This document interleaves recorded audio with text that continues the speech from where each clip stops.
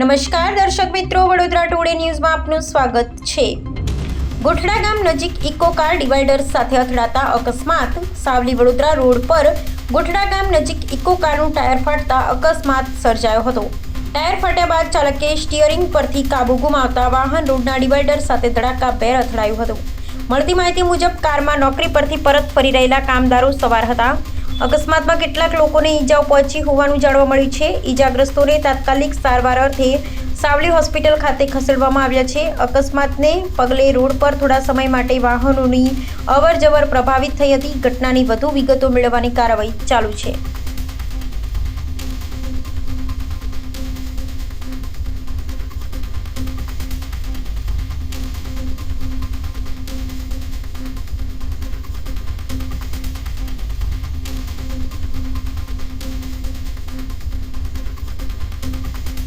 આ વર્ષ તમામ લેટેસ્ટ અપડેટ માટે જોતા રહો વડોદરા ટુડે ન્યૂઝ।